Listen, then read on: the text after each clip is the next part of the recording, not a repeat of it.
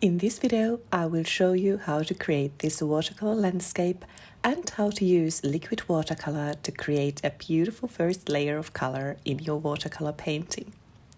So let's jump straight in. The liquid watercolor I'm using today is by Schmincke and it's called their Aqua Drops. This is such a fun product, but it took me a while to find out how I like to use it as part of my paintings. And today I will share with you my favorite way to do so. The first color I'll be using today is burnt sienna, beautiful reddish brown, really gorgeous color. Next up is May green, and I have already used this same palette, or actually this is a tray for ice cubes before, so I will be using the same 12s which already have parts of that color left. Next I have Indian yellow, a wonderful bright yellow, and next one is called amber. And we will also prepare some sapphire blue, which is a gorgeous blue. You will soon see how beautiful it is with all these kind of reddish browns and yellows. How I like to do this is that I will then add some water, because liquid watercolor is exactly that. It is watercolor in a liquid form, but with these aqua drops, these actually have such a lot of pigment. They are great product, really great, and a little goes a long way. And I want to add water, and you will soon see why. They are really intense as a kind of preview of what will happen. And now I will add lots of water to my watercolor paper. The paper I'm using here is Fabriano's Artistico, and it has a rough texture which works just wonderfully with this kind of technique that I'm using today. But I want to start with wet on wet technique, so I'm adding lots of water here. And of course, when you have a proper good watercolor paper, it can handle the water. So my number one tip with liquid watercolor is use a good quality watercolor paper. This one is very affordable. It's not super expensive, but it's still really good. So it's time to start playing with color. I will add a bit more water to each of these dwells so that we have a wonderful, really liquid watercolor. And I like to use this pipette to add the color to paper. And whoopsie, there was some dried pigment in the bottom. I didn't mix it too well, so never mind about that. That's my bad with using the same palette as before. But we will use that to our advantage later, so never mind about that. But what you can see me doing here is really just having fun, playing with color. I will add this liquid form watercolor pretty much everywhere. And I'm tilting the paper pad a bit, so it just does its magic. You know, we can see the watercolor doing exactly what we love it to do. It creates beautiful forms, it mixes on a paper, and it gives you a surprise. Look at this blue, look at this sapphire blue. Isn't that gorgeous? I was just so excited to see these beautiful things that happen and what water can do. And isn't this why we all love watercolor? So this autumnal landscape will be one in our Let's Get Autumnal series that you will see on this channel. It's not an official series, obviously, but it's me getting inspired when the chill mornings start happening and when autumn is in the air and we can see all those gorgeous colors coming and popping up in the nature. And we can see that already where I live. We can already see some beautiful yellows and reds on the trees. So I'm really excited. And I also chose to do this autumnal landscape because of that inspiration. You can see me also mixing the colors together here already on the palette as well. It's very easy to do, but you can now see why I actually added so much water, because how intense are these colors anyway? And what we are doing here is just building the first layer of color to our painting. So we will be adding details and additional layers on top of this. So we don't want the first layer to be super dark. And that's why I wanted to add lots of water so that we can actually have that beautiful kind of bright but still not too intense canvas that we can paint on. I'm also using a paper towel to remove some colors so that we can keep the light, because since I added lots of water all over the paper, obviously liquid watercolor, it goes everywhere. And now we are mixing some sepia, or not mixing really, but adding some water to sepia and adding some even darker details and darker areas, or not details, but adding some darker areas, the first layer here. And since I have now lots of water on the paper, you can see that the color just keeps moving, and it will be not a complete surprise, but it will be a surprise what happens and how it all looks once it's dried. Again, removing some extra water here so that we can at least predict a bit what will happen and not have those huge pools of water. But you can also tilt the paper and kind of help the water to find its place and help the color find its place. So now that we have the initial layer here, the first layer that we wanted to build, it is time to let this one dry. And look at this, look at these colors. They are still intense, but not so much so, because we added lots of water, and this is exactly what I wanted to do. And that was my kind of tip for you, that when you build the first layer, if you want to build layers, if you don't want it to be like one-off thing, add water, and then you can get these kind of light colors, but still beautiful pigment on the paper. Here in the next steps, I will then use both the liquid watercolors that I already have on my small palette / ice cube tray, and also my main watercolor palette, which is a combination of Schmincke and Daniel Smith watercolors. And I will start adding the next layer of color. And at this point, I'm still keeping it very loose. But what I'm doing is having a kind of wet on dry technique. So I no longer add lots of water on the paper. And I don't want to paint all over the first layers as such, but I want to add contrast.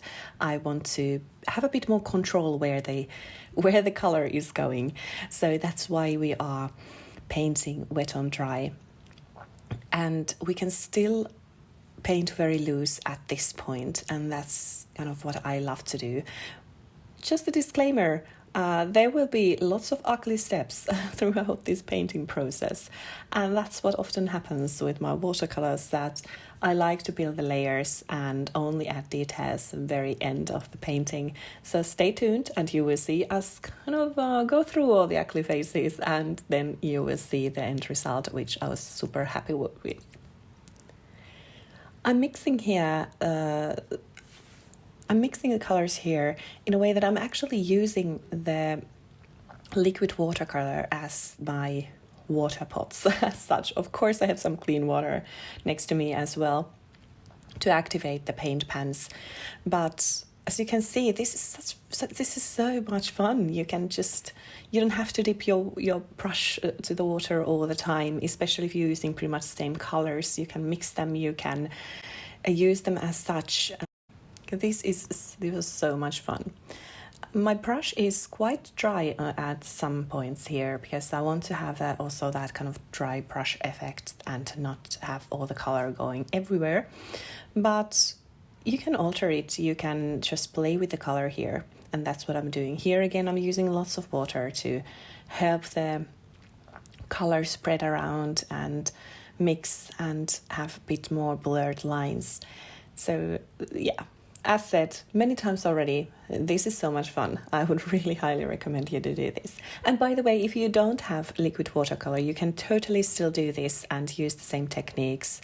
Just mix in a small dish some of your regular watercolor with lots of pigment in it, and then add some water, and you can have these kind of liquid watercolor pools of liquid watercolor, and you can use it just the same way. This is just a convenience thing, I would say. And of course, this Schmincke product is super high quality and has lots of pigments, so it's very much easier maybe to get this very intense liquid watercolor. But that being said, you can still definitely do this and use the same techniques and paint with me even if you don't have liquid watercolors. So just take your regular watercolors, make your own liquid watercolor, and take it from there. I'm using lots of different techniques throughout this painting, so I'd say this is also a good paint along for any of you who are new to watercolor or who want to explore new ways to use your watercolors. So here I am just adding drops of watercolor here and there, and isn't that looking great? And here we go. Again, I let the painting dry at this point. It's very important to do this once in a while, even though I'm not patient when it comes to my watercolors. I really would love to be able to continue right away, but it's important to let it dry, whether you're using a drying tool or just dry it naturally, which I do. It's important to let it do that, because then you can build the next layer without colors mixing crazily together with the previous layers.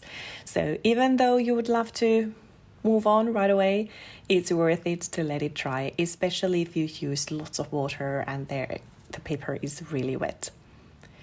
It's always worth remembering that when watercolor dries, it becomes lighter. So even if you think that you have super intense colors and dark colors, it's usually not that dark once it's dry.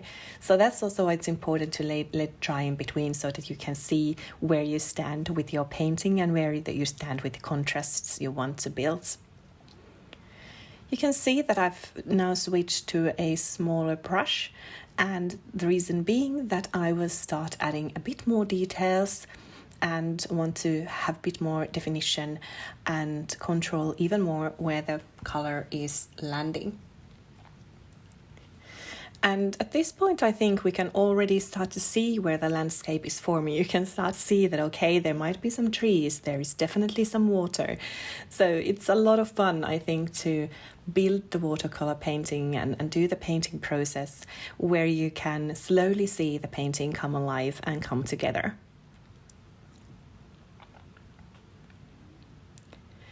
You can see me mixing lots of colors in this one small corner of my watercolor palette and the mixing area there. Of course, one reason being that I wanted you to be able to see what I'm mixing and what kind of colors I'm using here. But the other one being that when I use the same area and mix different shades and different colors here, it has the kind of undertone remains the same, because all the colors are kind of mixed from each other, just adding a bit more of a pigment there, some other pigment.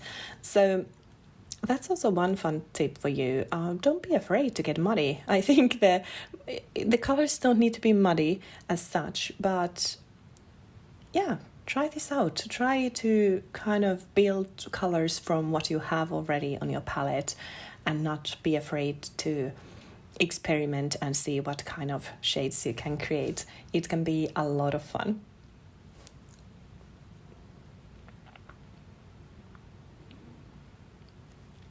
Here I am taking some of this olive green, which is a beautiful color, and I'm mixing it together with, I believe this is the forest green. I will have to check that. Or forest blue maybe. It's a forest blue from Schmincke. It's one of their super granulating colors and one that I absolutely love. Even though in this painting, for example, I'm mixing it with together with other colors, and it's not having its kind of super granulating moment here, but it's a beautiful dark green. It's one of my staples, and you can see that I'm hitting the band there already, so I have to top that up soon, so that I have my forest blue available all the time. It's my favorite, and if I had to choose one super granulating color from Schmincke, this would have to be it. There are others as well, but this would be it. Here I'm using my fan brush to add a bit of this grassy texture.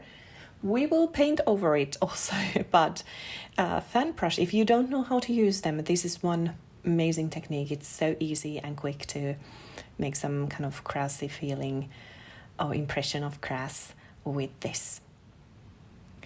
I think that this left-hand side of the kind of riverbank here needs a bit more attention, and I'm mixing this a bit purplish brown, so I'm adding some purple to it to have a bit different tone of brown here.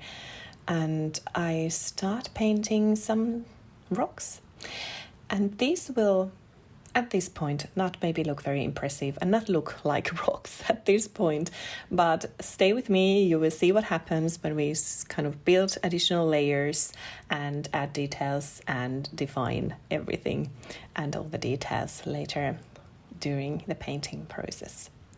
So that's the thing with watercolor, you have to be patient, especially if you are using this kind of technique where you build layers to kind of create a bit more detailed landscape, for example.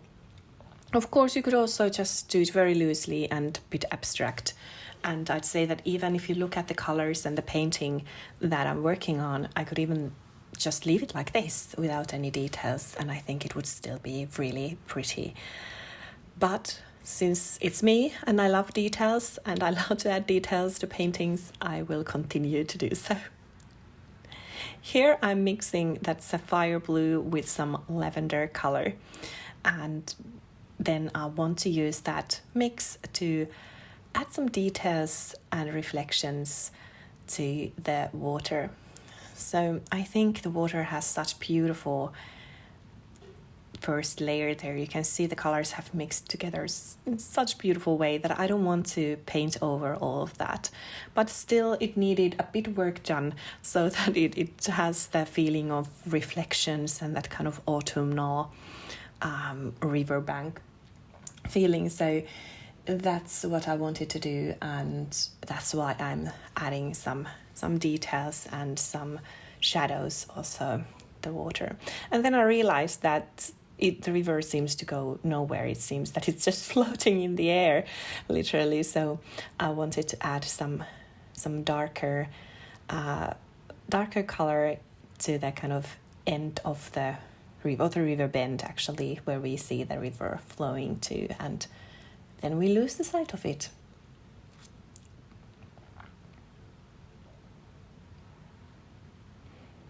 I had a reference picture for this painting, but as it always happens at some point, and I think this was the point where I just stopped looking at it.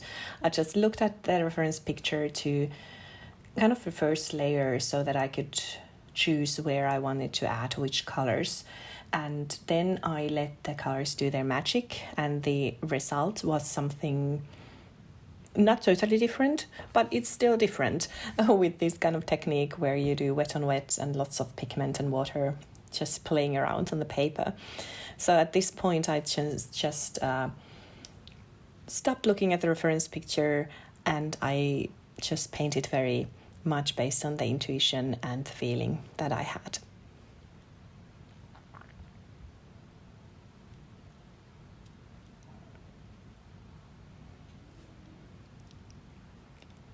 One of the most important things, I think, when using watercolor and painting with watercolor is that don't be afraid to use darker tones. Don't be afraid to go dark with the shadows.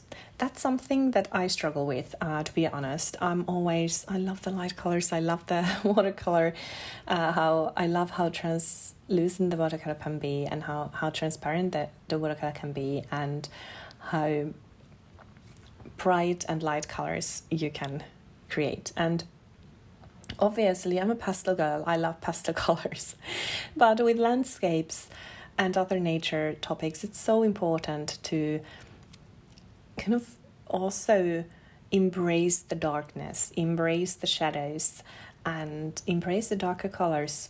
So that's what I'm doing also during this painting. I'm kind of slowly moving myself towards the darker tones and adding those details and shadows, and that way we can build beautiful depth to our painting.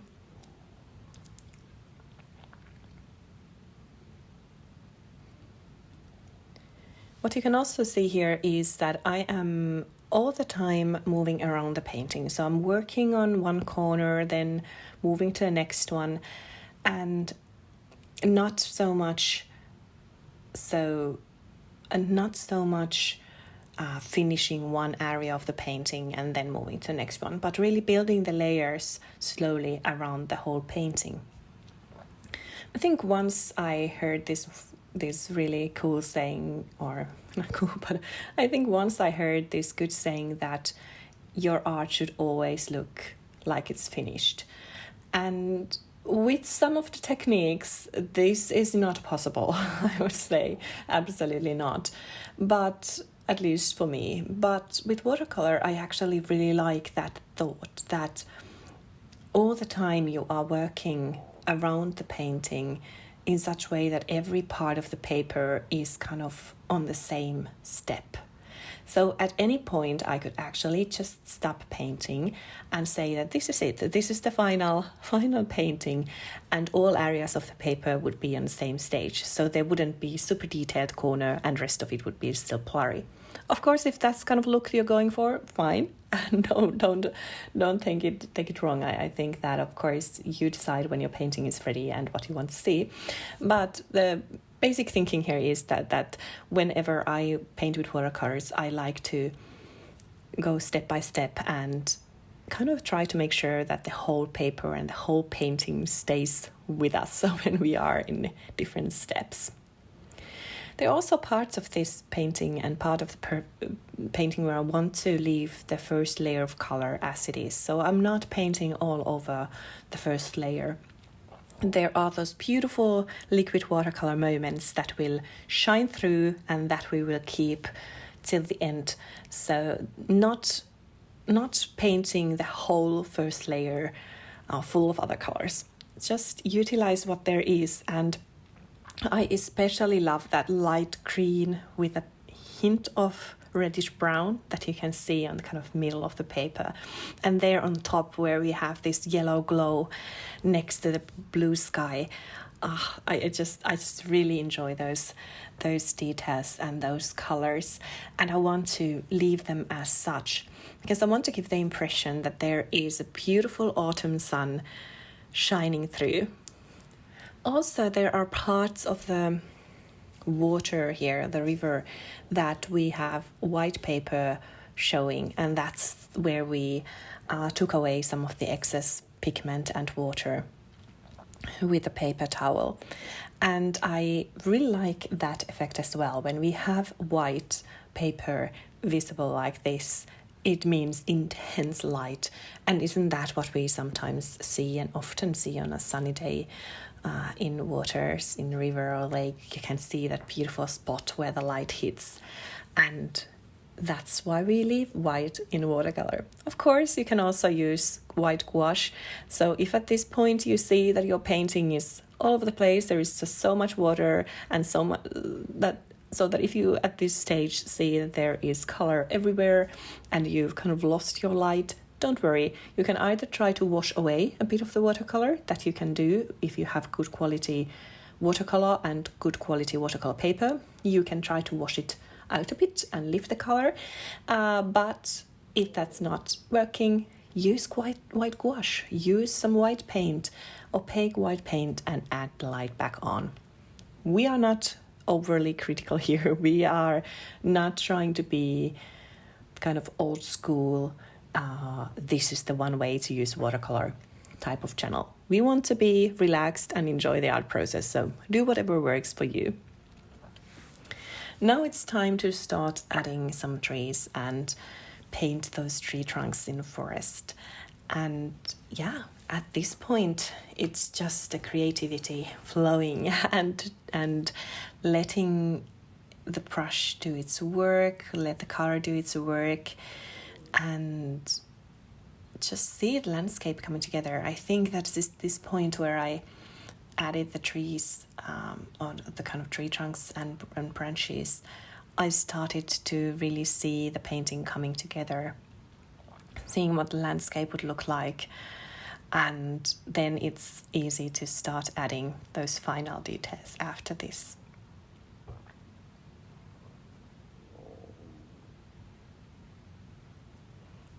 Let me know in the comments if you have used liquid watercolor and what are your favorite ways to use it.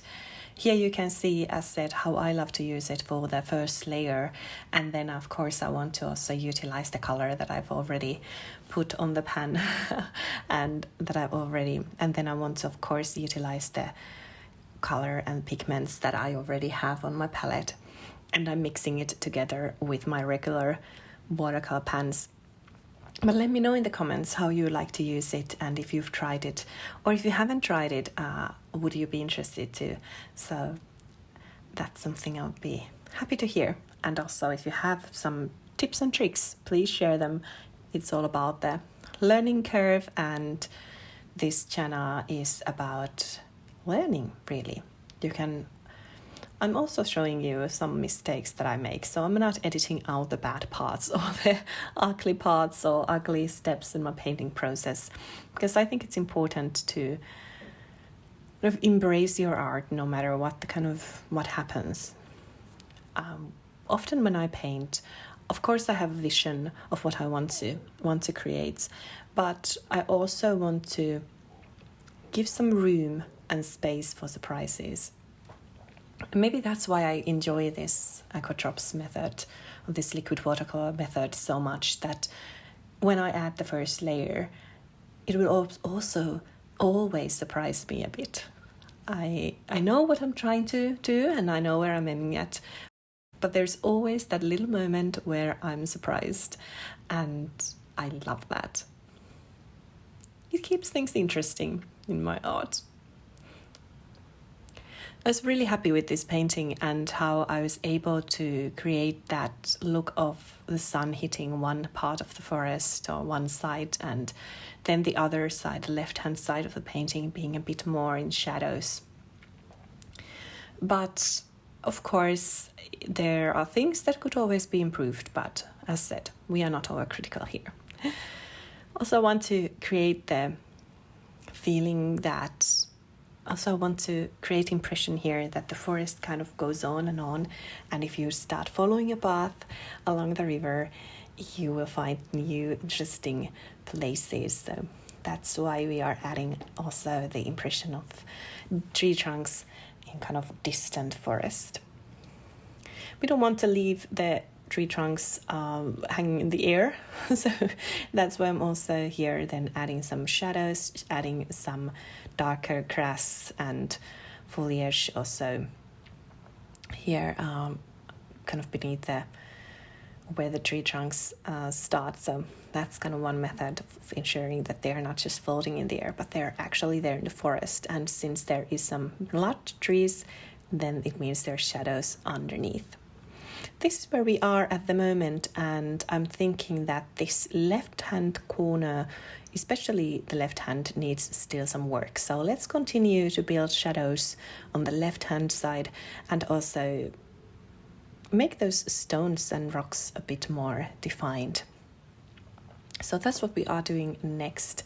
So I have here a bit of darker color. This is a mix of, I would say, Payne's Gray and sepia probably, and some other browns that I have on my palette. So mix together some of the kind of darker browns or dark colors that you have to create this super dark brown. And in the end, even this will dry out being much lighter, so don't be afraid to go very dark at this point. But what I try to avoid is using black. Actually, I don't even have black watercolor on my palette. The reason being that I often find that using very dark blue or dark brown or whatever dark color can replace black. And then I absolutely love my Payne's Gray, and I think that can be used in such versatile way to darken any color and to bring in that kind of moody shadow tone. So Payne's Gray is my black. And I also have Davy's Gray, which is not that dark, but I think it's also a very useful color to use for kind of bringing the tone down those bright colors and create a more shadowy look. So that's also a tip today, that if you can and if you want to try it, avoid black and create the dark tones in some other ways. Here you can see I'm adding the final details and adding the final definitions.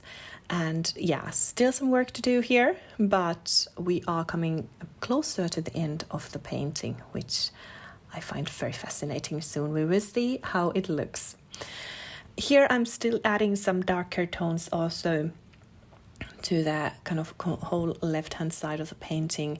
I want to have that light showing through as well, so we are not going completely dark here. And you can see that there are some areas in the paper where I am kind of letting the first layer of liquid watercolor just show through and show that light, and those are actually even more emphasized by the dark tones that we've added around them. So there are some really beautiful areas here that we don't want to overwork. We want to let them have that light. But to build that contrast means that we want to add darker colors around those lighter ones. So the only way to really give the impression of light hitting certain places is to have that contrast.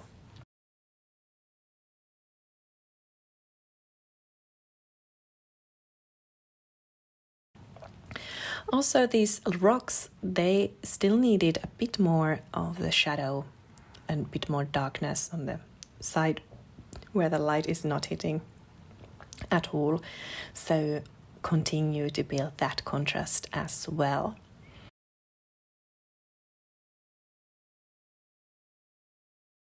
Don't you just love the shades on those water, on that water?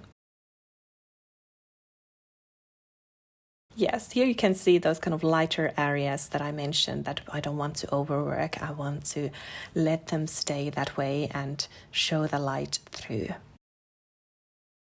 I still feel that the water needs something extra. It needs a bit more darkness to kind of build a bit more contrast to it. So what I'm doing here is that I am mixing together some really dark blues and making this dark blue to add a bit more shadow details also on the water, so building that contrast still, but being very careful with this one.